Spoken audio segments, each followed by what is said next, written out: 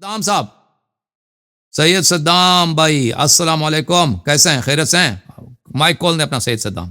وعلیکم السلام جناب علامہ صاحب قبلہ، کیسے ہیں؟ طبیعت ٹھیک ہے؟ خیر خیریت؟ اللہ آپ کو بہت عزت دے، اللہ آپ کو سلامتی دے، آپ کے والد صاحب کو میرا سلام، مزید سلام پہنچا دیجیے، احترام اور سلام سید مجاہد بہت صاحب۔ بہت مہربانی، بہت بہت مہربانی علامہ صاحب۔ تھینک یو سر، اصل میں حکم کریں۔ میرا ایک سوال ہے علامہ صاحب۔ جی ہاں، یہ پہلے تو یہ باغ صدق کا جو تفصیلی مطلب 2-3 منٹ میں آپ ہمیں تھوڑا سمجھائیں۔ آپ کو بات اگر سمجھا دوں، چلیں بھائی سمجھا دیتے ہیں، ٹھیک ہے نا بھائی؟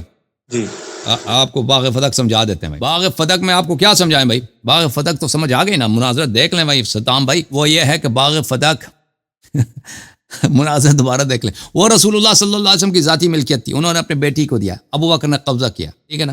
تو بی بی سلام اللہ علیہ نے مطالبہ کیا کہ تم نے کیوں قبضہ کیا؟ چھوڑ دو مجھے دیا، کہتا ہے نمائندے لے کے شاہد لے کے آؤ، شاہد لے کے آئے امیر المومنین علیہ السلام کو، ام ایمن کو، رباح کو، کہتا ہے نہیں میں نہیں دوں گا، نہیں دوں گا، چلو۔ پھر کہا کہ اگر یہ نہیں مانتے کہ یہ میرا حق ہے، میرا پیغمبر نے مجھے دیا تھا، تو یہ میراث تو بنتا ہے نا، رسول صلی اللہ علیہ وسلم کا ذاتی ملکیت ہے، میں ان کی بیٹی ہوں، میرا حق بنتا ہے، میں اور بیٹا تو ان کا ہے نہیں، میں مجھے ملے گا۔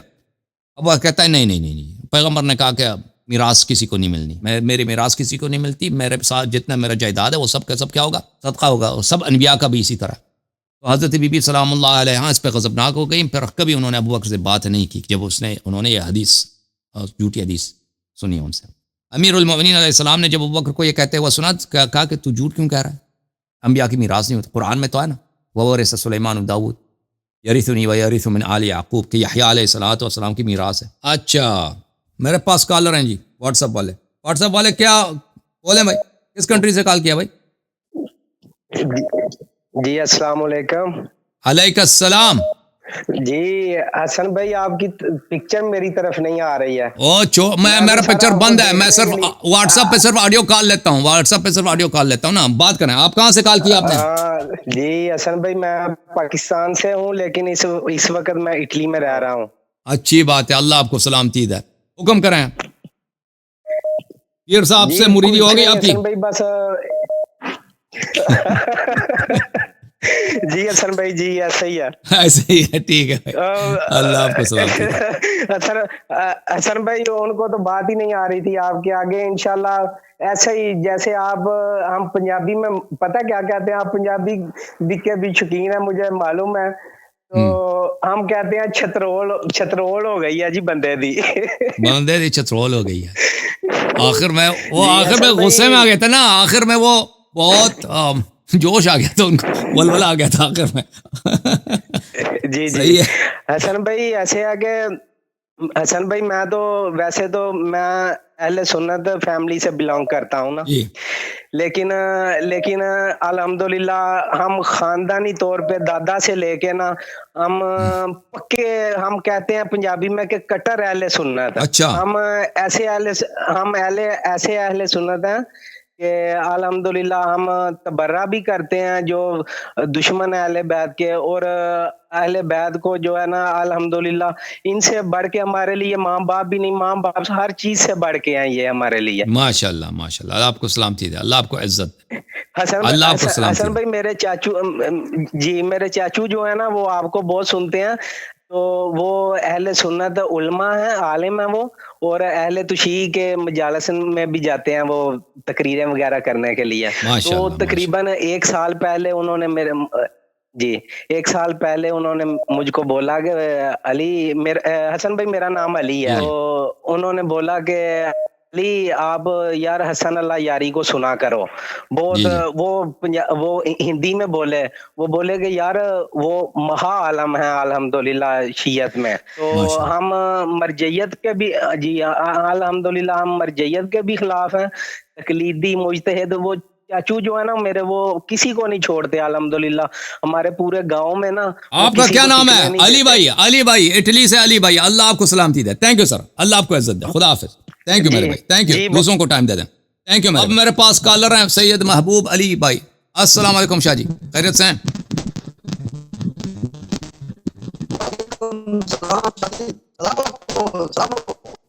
بہت بہت سلام ہے آپ کو شاہ جی۔ شیعہ جھوم رہے ہیں، شیعہ جھوم رہے ہیں. تھینک یو سر، اللہ آپ کو عزت دے، اللہ آپ کو سلامتی دے. آپ کا لائن کچھ کمزور ہے اینڈ نیٹ کا پرابلم ہے آپ کے پاس شاہ جی، یا آڈیو کا کچھ پرابلم ہے. اللہ آپ کو عزت دے. یہ میرے پاس کالر ہیں واٹس ایپ پہ، سبزے پہ بیٹھے، گھاس پہ بیٹھے ہوئے بھائی. السلام علیکم بھائی صاحب، واٹس ایپ والے گل کرو جی. یہ بیچارے گل نہیں کر رہے. چلیں آسٹریلیا والے، السلام علیکم. آسٹریلیا والے بات کریں بھائی. یہ ابھی بات نہیں کر رہا. السلام علیکم جناب. وعلیکم السلام. السلام علیکم. علیکم السلام. کہاں سے کال کیا بھائی آپ نے؟ میں نے اٹلی سے کال کیا بھائی. کیا نام ہے؟ میرا نام حسین علی ہے. حسین علی بھائی، حکم کریں، کیا حکم ہے؟ جی میرا سوال یہ ہے جناب کہ امام زمان علیہ السلام کے ظہور کے مطابق مجھے آپ سے کچھ باتیں سننی ہے. انشاءاللہ مولا آئیں گے، مولا آئیں گے، ٹھیک ہے نا. انشاءاللہ اللہ جب اذن دے گا وہ تشریف لائیں گے. اوکے میرے بھائی، اللہ. میرا ایک مخصوص سوال ہے آپ سے نا. جی کیا سوال ہے، حکم کریں. کیا میں سوال کر سکتا ہوں آپ سے؟ پوچھ لیں، بسم اللہ. میرا ایک مخصوص سوال یہ ہے کہ مثال کے طور پر اہل سنت بھی یہ مانتے ہیں کہ امام آئیں گے، اہل تشیع بھی یہ مانتے ہیں کہ امام آئیں گے. تو یہ لوگ میرے خیال سے یہ اس طرح مانتے ہیں کہ وہ پیدا ہوں گے، لیکن ہم اہل تشیع اس طرح نہیں مانتے کہ مثال طور پر وہ کیا اس کے مطابق اور جو آخر زمان کے مطابق تو آپ سن لیں اس کا جواب، اس کا جواب سن لیں میرے بھائی. تو ان کے پاس کوئی ایسی حدیث نہیں ہے کہ امام علیہ الصلوۃ والسلام پیدا ہوں گے، ٹھیک ہے نا. مخالفین کے پاس ایسے کوئی بات حدیث نہیں ہے کہ امام مہدی علیہ السلام کی پیدائش نہیں ہوئی، وہ پیدا ہو جائیں گے. ان کے پاس جتنی احادیث ہیں کہ وہ ظہور کریں گے، آخر الزمان میں وہ ظہور کریں گے، ٹھیک ہے نا. اور یہ امام عصر علیہ الصلوۃ والسلام، یا اللہ ان کو امام بناتا ہے یا لوگوں کے جیسے ابوبکر عمر کچھ لوگوں نے ان کو امام بنایا. اگر یہ لوگوں کے امامت سے بنتا ہے تو یہ پھر تو وہ ابھی بنا سکتا ہے نا کسی کو. ابھی کسی کو پکڑ کے کہ بھائی آپ خلیفہ بنانا ہمارا کام ہے، امت کا کام ہے، 10 5 20 100 200 مولوی پکڑ کے کسی کو امام بنا دیں، اس میں کیا مشکل ہے؟ آپ پوچھ لیں نا. دنیا میں ظلم ہے، امام مہدی علیہ السلام پر اسلام کا پرچم بلند کریں گے، ظلم کا خاتمہ کریں گے. اگر اللہ نے نہیں بنایا ہے تو لوگ بنائیں گے، تو یہ کیوں نہیں بنا؟ ان کے پاس ایسی کوئی حدیث نہیں ہے کہ امام علیہ السلام آخر زمان میں پیدائش ہوگی ان کی. نہیں، ظہور کریں گے. اب ظہور کریں گے. شیعہ کا عقیدہ یہ ہے کہ یہ 12ویں امام ہے، اللہ نے ان کو بنایا ہے، کوئی ان کو امام نہیں بنا سکتا. یہ کہتے ہیں نہیں لوگ بنائیں گے. ٹھیک ہے بھائی، لوگ بنائیں گے تو بنا دو آپ، ٹھیک ہے نا. تو یہ کسی کو کیوں نہیں بنا؟ اور ان کے پاس کوئی حدیث نہیں ہے کہ ان کو لوگ بنائیں گے. ان کا جنرل خلافت کے متعلق یہ عقیدہ ہے کہ کوئی شخص زبردستی بن جائے گا یا کسی طریقے سے بن جائے گا. بہرحال میرے بھائی حسین بھائی آئے ہیں. حسین بھائی السلام علیکم. السلام علیکم. یا علی مدد. یا علی مدد. یا علی مدد. یا علی مدد. How are you, Sheikh Hassan bhai? Thank you, sir. Thank you for calling. May Allah bless you. May Allah keep you well. You are doing Mike Tyson uppercuts. اللہ آپ کو سلامتی دے. May Allah bless you. Allah keep you well. MashaAllah, MashaAllah.